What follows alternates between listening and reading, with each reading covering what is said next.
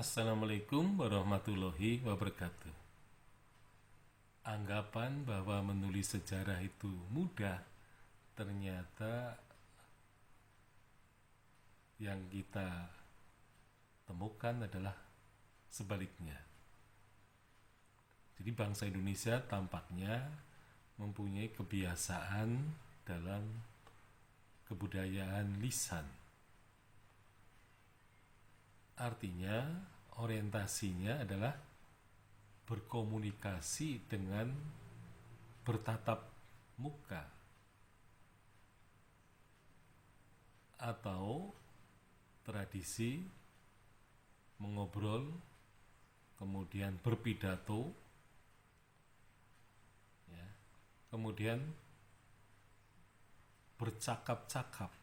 Itu adalah merupakan suatu tradisi lisan. Jadi bangsa yang banyak hidupnya ditopang oleh kelisanan ternyata menimbulkan kesulitan ketika pembicaraan atau diskusi atau pidato-pidato itu dituliskan, maka mereka akan mengalami kesulitan. Jadi ketika orang berbicara bisa mempunyai kecepatan pikiran dan suara, ya kadang-kadang kecepatan pikiran tidak bisa diselaraskan dengan kecepatan berbicara. Nah, nanti itu menimbulkan persoalan ketika orang berbicaranya itu kecepatannya kalah dengan kecepatan berpikir. Maka kalau hal itu terjadi, maka seringkali orang berpikir secara meloncat-loncat. Nah, tetapi kemudian kalau orang kemudian berusaha untuk menulis apa yang dikatakannya, maka yang terjadi adalah bahwa kecepatan menulis kita akan lebih kalah jauh daripada kecepatan berbicara. Jadi di sini ada persoalan bagaimana orang bisa menangkap kecepatan berpikirnya dan diwujudkan dalam tulisan. Nah, kalau itu terjadi, maka banyak tulisan-tulisan yang juga meloncat-loncat.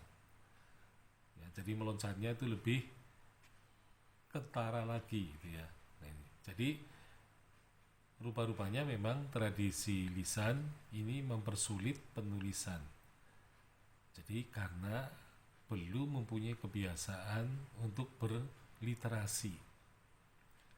Jadi historiografi itu adalah merupakan kebudayaan literasi, kebudayaan tulis-menulis, kebudayaan mentransformasikan pemikiran, pengetahuan yang ada di dalam otak manusia dan kemudian harus dituliskan. Bagi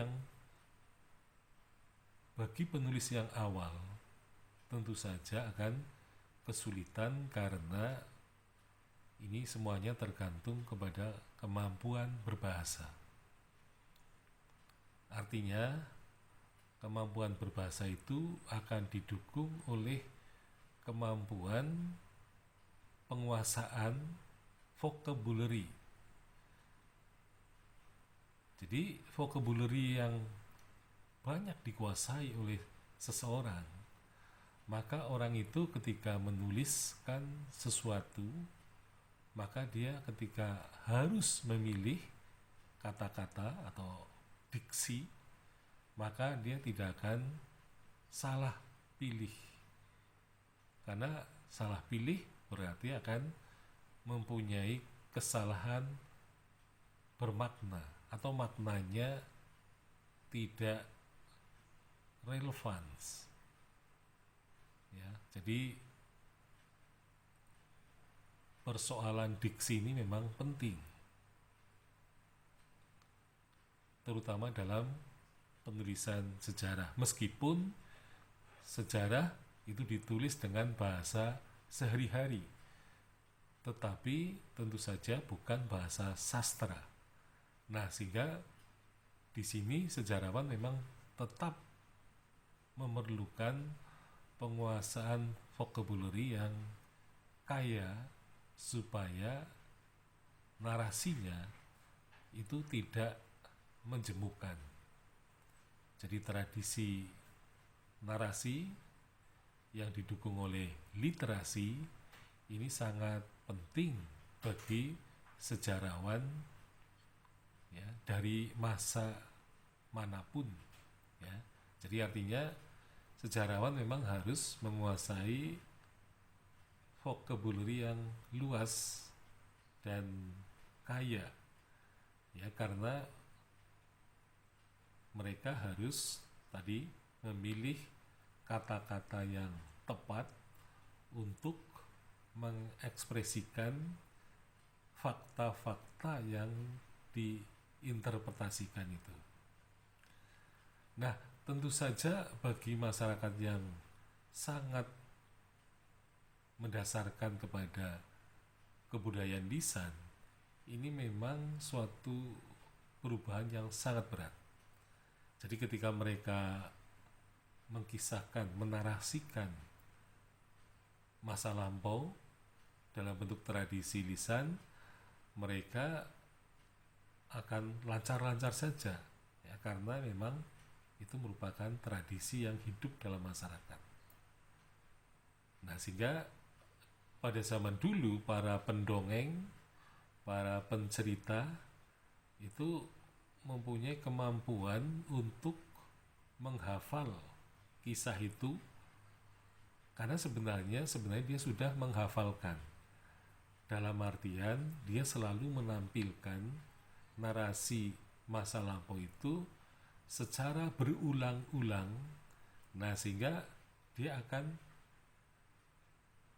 teringat terus dan bahkan akan menjadi ingatan kolektif atau memori kolektif yang dimiliki secara bersama oleh masyarakat.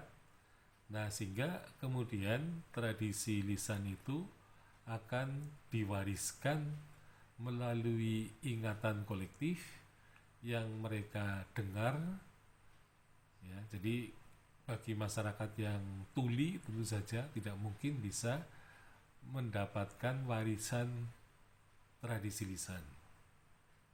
Jadi tradisi lisan itu diperoleh dari interaksi audio ya, dan juga visual. Nah, karena mereka terbiasa dengan audio visual, maka lama-kelamaan ya, ingatan itu akan tertanam di dalam memori ya, manusia dari generasi ke generasi. Nah, ketika masyarakat sudah memasuki dunia literasi, maka budaya oralitas ini akan dicoba atau dilestarikan dalam bentuk tulisan. Nah, tentu saja penulisnya itu harus mempunyai kemahiran ya, terutama kemahiran bagaimana dia menulis, berarti menguasai sistem huruf juga. Nah, inilah yang terpenting ya. Jadi ketika terjadi transformasi dari budaya lisan ke budaya tertulis, maka satu hal yang sangat penting adalah penguasaan sistem huruf yang dipakai.